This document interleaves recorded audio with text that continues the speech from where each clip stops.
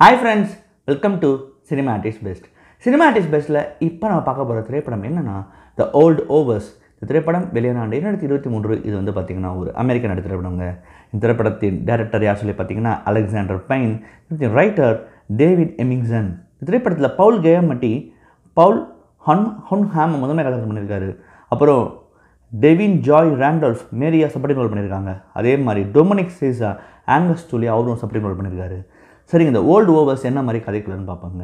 அதாவது இந்த படத்தில் வர கதைக்கு நடக்கிற ஆண்டு என்ன பார்த்தீங்கன்னா 1970. அதாவது வந்து அமெரிக்காவில் இருக்க மிகப்பெரிய பாஸ்டன் யூனிவர்சிட்டியில் இருக்கிற பார்த்திங்களா, அங்கே மாதிரி வந்து அந்த இடத்துல வந்து ஒரு பெரிய ஒரு காலேஜ் ஸ்கூல் ஒன்று இருக்குது. அந்த ஸ்கூலில் வந்து பார்த்திங்கன்னா படத்தின் நாயகனான பவுல் ஹன்மன் அவர் வந்து பார்த்திங்கன்னா ஹிஸ்ட்ரி டீச்சராக இருக்கார். அவர் பயங்கரமான ஒரு ஸ்ட்ரிக்டான ஹிஸ்ட்ரி டீச்சரு. ஸோ எதுக்கெடுத்தாலும் பசங்களை வந்து பார்த்திங்கன்னா குறை சொல்லிகிட்டே இருப்பார், மார்க்ஸ் போட மாட்டார், அவங்கக்கிட்ட வேலை வாங்குறது தான் மெயின் வேலையை தவிர இவர் வந்து பார்த்திங்கன்னா அவங்களை கடிச்சு கூட்டிகிட்டே இருப்பார். அந்த மாதிரி கேரக்டர் வச்சுக்கலாம். அதே மாதிரி பசங்களுக்கு ஸ்டாஃப்ஸுக்கு யாருமே ஒரு பிடிக்காது, அந்த மாதிரியான ஒரு கேரக்டர். இதில் வந்து ஆக்னஸ் தள்ளி அவன் வந்து பார்த்திங்கன்னா அந்த ஸ்கூலில் படிச்சுக்கிட்டு இருக்கான். இது வந்து கிறிஸ்மஸ் ஈவ் நெருங்குது. அவன் வந்து எப்படிப்பட்ட பையனாக இருக்கான் பார்த்திங்கன்னா அவன் ஸ்மார்ட்டான பையன் தான், ஆனால் தொல்லை பிடிச்சவன், அராத்து ஏதாவது ஒரு சின்ன சின்ன வேலை பண்ணி விட்டுருவான். ஸோ அதனால் அந்த மாதிரி ஒரு பையன். பட் ஆனால் ஓரளவுக்கு நல்லா படிக்கக்கூடிய ஒரு பையனாகவும் அவன் இருக்கான். இதில் வந்து என்ன வந்து சொல்லி பார்த்தீங்கன்னா கிறிஸ்மஸ் ஈவ் வர்றதுனால அங்கே எல்லாருமே ஒரு 2 வீக்ஸ் வந்து அங்கே பெருசாக கொண்டாடுவாங்க இல்லைங்களா கிறிஸ்மஸை வந்து. ஸோ அதனால் வந்து ஸ்கூல் க்ளோஸ் பண்ணி எல்லோரும் அவங்க இந்த வீடுகளுக்கு போயிடுறாங்க ஹாஸ்டல்லேருந்து கிளம்பி.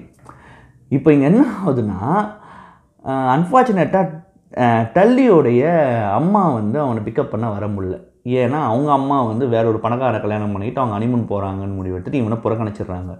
ஸோ டல்லி வேறு வழியே இல்லாமல் அந்த ஹாஸ்டலில் தங்க வேண்டிய சூழல் ஏற்படும். அவங்க கூட ஒரு 4-5 பசங்க சேர்ந்து தங்க வேண்டிய சூழல் ஏற்படுது.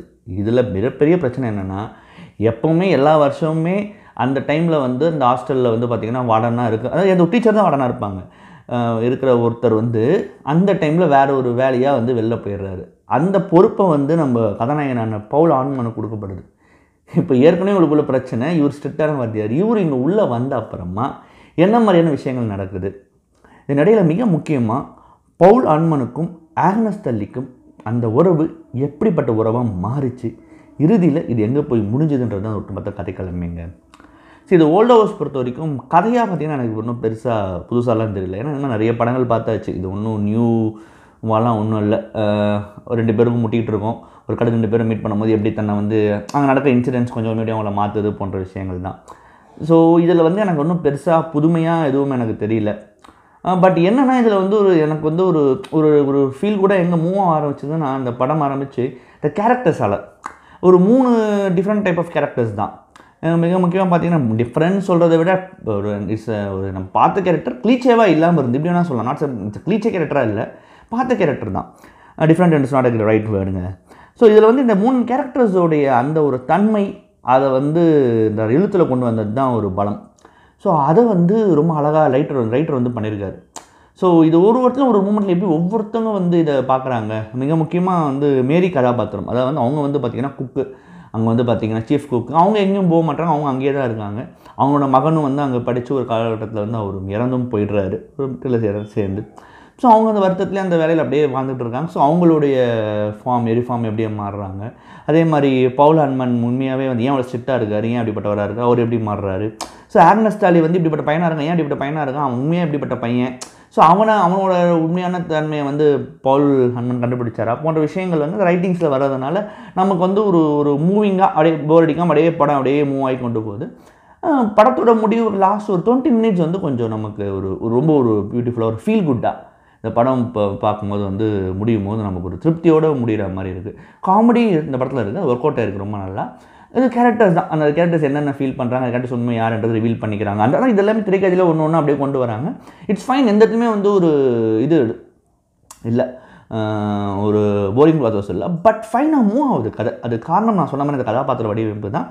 அதை நடித்த நடிகர்கள் நம்ம குறிப்பிட்டு சொல்லணும். மிக முக்கியமாக பவுல் கியாமட்டி ரொம்ப நல்லாவே பண்ணியிருந்தார், எக்ஸ்பெக்ட் பண்ணல, ரொம்ப நல்லாவே பண்ணியிருந்தார் பவுல் கியாமட்டி. பவுல் ஹன்மன் கதாபாத்திரத்தில் அந்த ஹிஸ்ட்ரி ப்ரொஃபஸராக சூப்பர் பர்ஃபார்மன்ஸ் ஆகுது. அதே மாதிரி வந்து நியூ கம்மர் ஆக்னஸ் தள்ளியாக நடித்த டொமினிக் சீசாவோட பர்ஃபார்மன்ஸ் ரொம்ப நல்லா இருந்தது. அந்த பையன் ஒரு smart boy, at the same time அராத் அட் த சேம் அவனுக்குள்ளே எவ்வளோ ஒரு ஃபீலிங்ஸ் இருக்குது அதை வந்து அழகாக வந்து திரையில் கடத்தியிருந்தார். அதே மாதிரி மேரியா நடித்த டேவின் ஜோ ராண்டல்ஃபோட பெர்ஃபார்மன்ஸ் ரொம்ப நல்லா, ரொம்ப சட்டில் பெர்ஃபார்மன்ஸ், ரொம்ப சீரியஸ் கேரக்டராக தான் அந்த படத்துலேயே அது ரொம்ப அழகாகவே பண்ணியிருந்தாங்கன்னு சொல்லணும். இந்த பெர்ஃபார்மன்ஸ் எல்லாமே ரொம்ப நல்லாவே பண்ணியிருந்தாங்க 3 பேருமே. ஸோ இதுதான் அந்த கதையை மூவ் பண்ணி கொண்டு போகிறதுக்கு ஒரு மிக முக்கியமான விஷயமா நான் வந்து பார்க்குறேங்க. இந்த படத்தோட இயக்குனர் அலெக்சாண்டர் பெயினோட படங்கள் நான் பார்த்துருக்கேன். அவரோட டிசண்டன்ஸ், அவரோட நெப்ரஸ்கா, ஆல்ரெடி சைட்வேஸ்லாம் படம் பண்ணியிருக்கேன், அதை நான் பார்க்கல. பட் இந்த மாதிரி படங்களை நான் பார்த்துருக்கேன். பட் ஆனால் எனக்கு என்னமோ நெப்ரஸ்காவில் இருந்த ஒரு விஷயம், டிசண்டன்ஸில் இருந்த ஒரு ஒரு வந்து இதில் வந்து பெருசாக எனக்கு வந்து எடுப்படலை அப்படின்னு தான் சொல்லணும். மேபி என்னென்னா தெரியல, ஒரு என்னோட பொறுத்த வரைக்கும் இது வந்து ஒரு ஆல்ரெடி ஒரு பார்த்து பழகின கதைன்றதுனால எனக்கு அது பெருசாக ஒரு விஷயமா இதாக படலை. ஒரு பெருசாக ஒரு என்ன சொல்கிறது, ரொம்ப இன்வால்மெண்ட்டோடு போக முடியல. இட்ஸ் ஃபைனாக தான் எனக்கு தோணுச்சுங்க.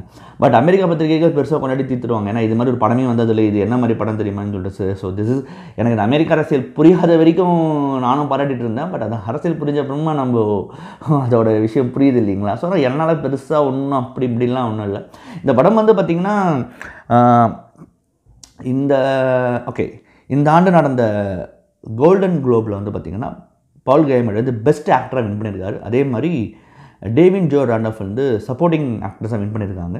அது தவிர்த்து டொரண்டோ இன்டர்நேஷனல் ஃபிலிம் ஃபெஸ்டிவல் வந்து பார்த்திங்கன்னா ஆடியன்ஸ் அவார்டுக்கு இந்த படம் நாமினியாக இருக்குங்க. ஓவராலாக அந்த படம் 83 வின்ஸ் அண்ட் 173 நாமினேஷன் ஆகிருக்குங்க. இது எல்லாமே அமெரிக்கன் அவார்ட்ஸ் தான், பெருசாக உலக சினிமா அளவில் வேறு எங்கேயும் கிடையாது. இந்த படம் ஆஸ்கருக்கும் நாமினேட் ஆக வாய்ப்புகள் அதிகமாக இருக்கிறதா நான் பார்க்குறேன். பட் ஆஸ்கர் நான் பெருசாக கொண்டாடுறது கிடையாது, அது ஒரு இடத்த ஸ்டாப் பண்ணிட்டேன். பட் ஸ்டில் என்னை பொறுத்த வரைக்கும் இந்த ஓல்ட் ஹவர்ஸ் வந்து ஒரு ஃபீல் குட் ட்ராமா தான், அதில் எனக்கு எந்த சந்தேகமும் கிடையாது. கண்டிப்பாக நீங்கள் அந்த ஓல்ட் ஹவர்ஸ் படம் பாருங்கள், ஒரு நல்ல படத்தை பற்றி திருப்தி உங்களுக்கு கண்டிப்பாக இருக்கும்னு சந்தேகம் இல்லைங்க. மறுபடியும் தரமான உலக சினிமாவடியோ, ரீஜனல் சினிமாவடியோ இல்லை ஷார்ட் ஃபிலிமுடையோ சந்திக்கிறேன். நன்றி, வணக்கம்.